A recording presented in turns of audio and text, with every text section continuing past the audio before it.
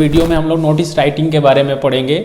Notice writing लिखना एक skill होता है, राइटिंग स्किल के अंदर आता है। और नोटिस लिखना अगर आप जानते हैं तो ये कहीं ना कहीं से एग्जामिनेशंस में पूछता है, और आपको कहीं किसी फॉर्म या ऑर्गेनाइजेशन में काम करते समय नोटिस लिखना पड़ सकता है।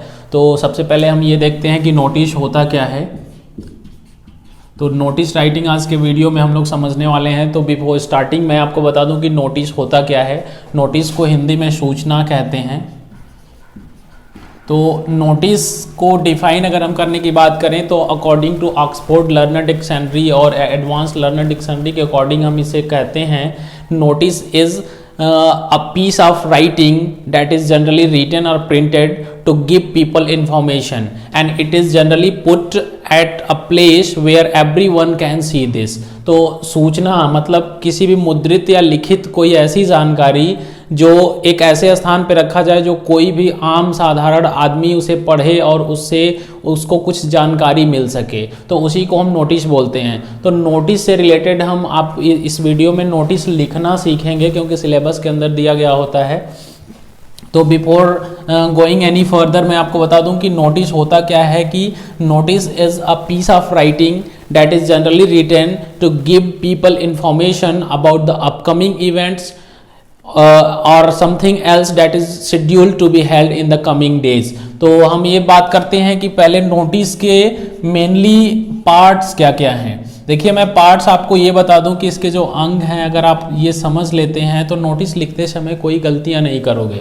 पार्ट्स अगर आप नहीं, जैसे कि सपोज पार्ट्स का मतलब ह्यूमन बॉडी का पार्ट होता है, अगर आपका जैसे ह्यूमन बॉडी के एक पार्ट नहीं तो उसे डिसेबल व्यक्ति बोला जाता है। तो पार्ट्स भी होते हैं नोटिस के।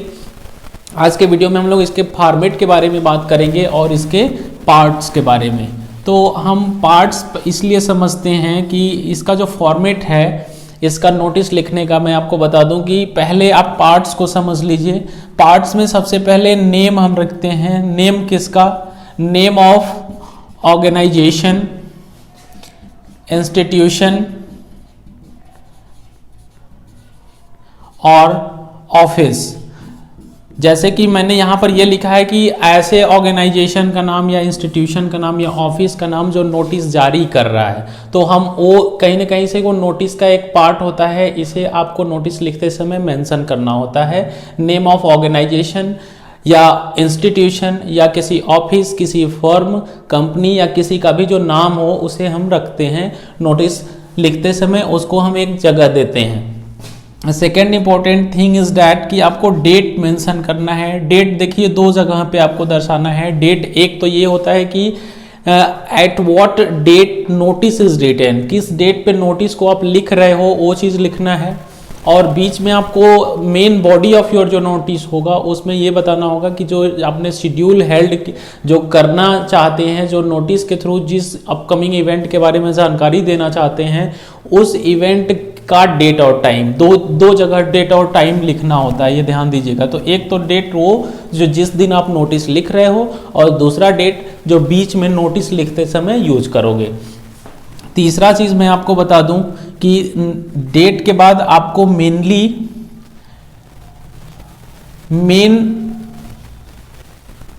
जो हेडिंग है, नोटिस का जो मेन हेडिंग होता है वो लिखना होता है। हेडिंग की मैं आपको बता दूं बात की, हेडिंग्स वो होते हैं जो आई कैचिंग होने चाहिए, मतलब जिसको एक शब्द 2-3 शब्दों में लिखो जिसको देख करके ये लगे कि ये नोटिस किसके रिगार्डिंग लिखी गई है। फॉर एग्जाम्पल आपको एक ब्लड डोनेशन कैंप लगाना है और वो सपोज अगले वीक में शेड्यूल किया गया है, होने वाला है, तो उसके लिए क्या हेडिंग बनेगा, जैसे कि ब्लड डोनेशन कैंप, 3 शब्द का आप क्या करेंगे, एक हेडिंग लिखेंगे। तो heading is also a part of notice. Heading के बाद हम आते हैं इसका जो मेन बॉडी ऑफ योर, इसे हम बॉडी कह रहे हैं। तो बॉडी जो मेन बॉडी ऑफ योर जो नोटिस है, मेन मैं यहाँ लिख रहा हूँ, तो ये जो main body of your letter है, सॉरी नोटिस है, यही क्या करता है कि सारे इवेंट्स, मेनली उस नोटिस को क्यों जारी किया जा रहा है, करना क्या है, ठीक है, ये सारी चीज़ों को हम बॉडी के अंदर लिखते हैं, ठीक है ना। नेम, टाइम, शेड्यूल, क्या करना है, नोटिस क्यों लिखा जा रहा है, उससे रिलेटेड क्या जानकारी आप दे रहे हैं, ये सब मेन बॉडी में आप लिखोगे। बॉडी के बाद मैं आपको बता दूं कि मेनली मैंने पहला नेम ऑफ ऑर्गेनाइजेशन, फिर date, main heading of your notice, और फिर मैंने बॉडी बताया। बॉडी के साथ साथ देखिए एक इम्पॉर्टेंट चीज़ ये होता है कि जब नोटिस का आप अंत करते हो तो वहाँ पर अपना नेम, सिग्नेचर और डेजिग्नेशन एटसेट्रा देते हो। डेजिग्नेशन का मतलब कि पद, मतलब कि जो नोटिस लिख रहा है उसका पद क्या है। सपोज एक सेक्रेटरी नोटिस जारी कर रहा है तो उसका पद क्या हो गया, सेक्रेटरी। अगर कोई स्टूडेंट जारी कर रहा है तो उसका पद स्टूडेंट है। क्लास का रिप्रेजेंटेटिव नोटिस जारी कर रहा है तो उसका डेजिग्नेशन क्लास रिप्रेजेंटेटिव हो गया, ठीक है ना। तो ये सिग्नेचर और ये नेम वगैरह का भी एक डेट होता है, जगह होता है। देखिए मैं आपको बता दूं कि ये जो बॉडी है ना, बॉडी ही आपका इस नोटिस का मेन पार्ट होता है। तो बिफोर गोइंग एनी फर्दर मैं आपको बता दूं कि फॉर्मेट जो है, फॉर्मेट के बारे में हम यहाँ पर बात करेंगे कि फॉर्मेट इस नोटिस को लिखने के लिए कौन सा हम इस्तेमाल करेंगे। देखिए ये जो मैं बॉक्स बना रहा हूँ ये इसलिए बना रहा हूँ कि ये कहीं ना कहीं से आप जब भी नोटिस लिखिएगा तो A4 शीट, A4 साइज़ का जो पेज जिस पे आप फोटो कॉपीज वगैरह करते हो तो A4 शीट इस्तेमाल करोगे। सपोज मान लीजिए कि ये क्या आपका एक A4 शीट है, तो कभी भी नोटिस लिखते समय मैं आपको बता दूं दो चीज़ें ध्यान रखिएगा। टॉप में, टॉप, राइट और बॉटम, ये आपको 1 इंच का, ठीक है ना, 1 इंच या ½ इंच भी रख सकते हैं, लेकिन ये बराबर इक्वल होना चाहिए। हमें मार्जिन रखना है, इसको हम क्या कहते हैं, मार्जिन। मार्जिन मतलब इतना जगह छोड़ करके एक आपको बॉक्स बना लेना है। ये आपको लाइन नहीं है, ये एक पेज है, एक पूरा A4 ब्लैंक सीट है, सादा पन्ना है जो इस पे आप करेंगे। देखिए पहले मैंने जो बॉडी ये जो डिजाइनिंग किया है, पहले देखिएगा ऊपर से जगह छोड़ के ऐसे लाइन धीरे धीरे नीचे लेके आना है। अभी इसको क्लोज कहीं भी करना पड़ सकता है जैसे ही नोटिस आपका खत्म होगा, ठीक है। तो नोटिस को खत्म करने से पहले मैं आपको बता दूं कि इस तरह का आपको स्ट्रक्चर बना लेना है। सबसे ऊपर क्या करना है, इसमें एक चीज़ मैंने पार्ट्स ऑफ नोटिस में मैंने एक चीज़ और लिखा है जो जिसको आप डेट के बाद यहाँ रख सकते हैं। मैं यहाँ लिख देता हूँ, नोटिस को हेडिंग के रूप में, नोटिस जो है ना इसको कैपिटल में लिख करके इसे कहीं यहाँ पर इसके टॉप पेज के टॉप में ही इसको लिखना पड़ेगा। तो ये मैंने आपको बता दिया कि टोटल इसके 6 name, date, notice in the centre लिखना है, मेन हेडिंग क्या होगी, उसके बाद बॉडी क्या होगा, नेम, सिग्नेचर एंड डेजिग्नेशन कहाँ कहाँ दर्शाना है। तो ये मैं बता दूं। तो अगर हमको ये सपोज पेज मिल गया तो सबसे पहले हम बात करते हैं name of the organisation, institution या ऑफिस। जो नोटिस जारी कर रहा है उसका नाम यहाँ पे सेंटर में लिखिएगा, मतलब कि इसे कैपिटल में लिख लेंगे, ठीक है, या अपर केस में नहीं लिख करके एक लेटर, एक शब्द का एक लेटर कैपिटलाइज करके। सपोज अगर मान लीजिए पब्लिक वर्क डिपार्टमेंट नोटिस जारी कर रहा है तो यहाँ पे लिखेंगे PWD, ठीक है ना। अगर कोई संस्था या कोई स्कूल नोटिस जारी कर रहा है तो उस स्कूल का नाम, ठीक है ना। जैसे कि अगर आप प्रसाद पॉलिटेक्निक जौनपुर के छात्र हैं तो यहाँ पर प्रसाद पॉलिटेक्निक जौनपुर लिखेंगे। कभी कभी एक स्टूडेंट भी जारी करते हैं नोटिस। देखिए नोटिस है क्या, हम एक छोटी सी जानकारी लिख करके कहीं एक पब्लिक प्लेस पे एक ऐसे जगह पे लगाते हैं कि कोई भी आए तो उसको देख करके जान सके अगले शेड्यूल के बारे में, ठीक है ना। मतलब ये कहीं ना कहीं से लिखित या मुद्रित सूचना या जानकारी है जो हम लिख करके कहीं लगा देते हैं कि जो उसे पढ़े उसको कुछ जानकारी मिल सके, वही तो नोटिस है। तो जो भी कंपनी, ऑर्गेनाइजेशन या इंस्टीट्यूशन नोटिस जारी कर रहा है उसका नाम सबसे पहले होगा, यहाँ पे आप लिखेंगे।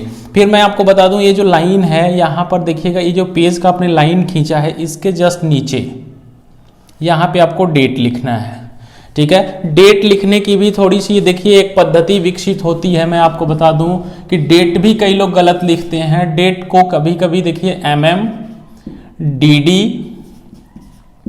YY, ये अमेरिकन फॉर्मेट है जिसमें मंथ पहले आएगा, डेट बाद में आएगा, फिर ईयर रहेगा। या तो हम DDMM लिखते हैं, ठीक है ना, DDMM YY। तो ये मतलब हमको ये ध्यान देना है। अब इसके अंदर भी देखिए मैं लिख रहा हूँ, सपोज अगर आज 7 फरवरी है तो लिखेंगे 7th Feb, यहाँ डॉट एंड कॉमा, फिर ये।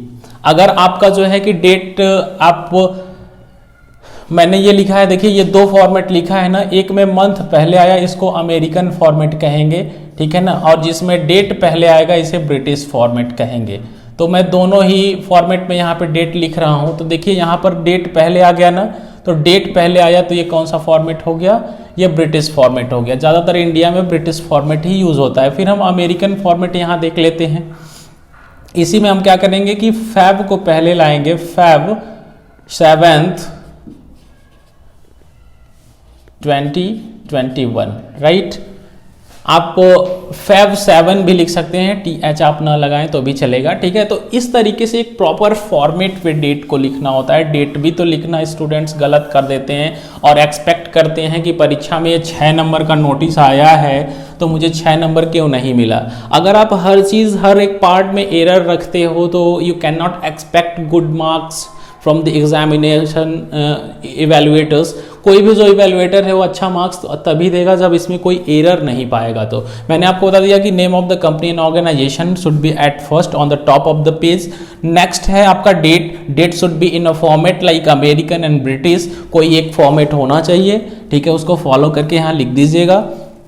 फिर इसके जस्ट नीचे जो है हम क्या करते हैं कि notice in the capital letter को अपर केस में कहते हैं, यहाँ पे आप लिखिएगा नोटिस। ये बस इसी शब्द को लिख दीजिएगा क्योंकि आप नोटिस लिख रहे हैं तो नोटिस यहाँ कैपिटल में लिख दीजिएगा, ठीक है। मैं आपको बता दूं कि एक चीज़ और यहाँ पर मैंने लिखा है कि मेन हेडिंग देखिए डिज़ायरेबल है, कभी लोग लिखते हैं नहीं भी लिख सकते हैं, लेकिन अगर लिखना है तो अब उसके बाद इसकी जगह यहीं पे है। आपको मेन हेडिंग, जैसे आप ब्लड डोनेशन कैंप के लिए नोटिस लिख रहे हैं तो यहाँ लिखिए ब्लड डोनेशन कैंप, है ना। क्विज कंपटीशन के लिए नोटिस लिख रहे हैं तो यहाँ पे लिखोगे क्विज कंपटीशन, या जो भी कंपटीशन से रिलेटेड कोई जानकारी पब्लिक को देना चाहते हो तो यहाँ पर, जैसे कभी देखना टेंडर इनवाइट करने के लिए लिखा रहता है तो यहाँ पे लिखा जाता है कि टेंडर नोटिस या नोटिस इनवाइटिंग टेंडर लिखा रहता है। तो ये मेन उसका हेडिंग है जो आई कैचिंग या अट्रैक्टिव होना चाहिए, जो मतलब टू द पॉइंट, उस पर ध्यान आकर्षित हो जाए, इसको देखने से लगे कि नोटिस इससे रिलेटेड लिखा गया है, ठीक है। मैं अब बात करता हूँ कि देखिए जो शब्द आप लिखिएगा थोड़ा सा स्पेस यहाँ पर छोड़ करके लिखिएगा। अब यहाँ से देखिए पूरी आपकी स्टोरी यहाँ से शुरू होती है। सपोज मैं उदाहरण की बात करूँ, किसी के कॉलेज की नोटिस जारी हो रही है, उस कॉलेज में स्पोर्ट्स कंपटीशन होने वाला है आने वाले कुछ दिनों में, तो आपको एक क्या करना है, नोटिस लिखना है और उस नोटिस को सारे छात्र पढ़ लें और जान जाएं कि स्पोर्ट्स कब होने वाला है। अगर कोई उसमें पार्टिसिपेट करना चाहता है तो कहाँ पे कांटेक्ट करेगा, किससे क्या करेगा। तो आपको ये नोटिस का पूरा जो मेन कंटेंट है ना, ये जो मैंने बताया, इसी को हम क्या कहते हैं, बॉडी कहते हैं, बॉडी ऑफ योर नोटिस। इसमें आपको क्या है ना कि मेन कंटेंट्स लिखने हैं, जो भी कंटेंट्स आप लिखना चाहते हैं।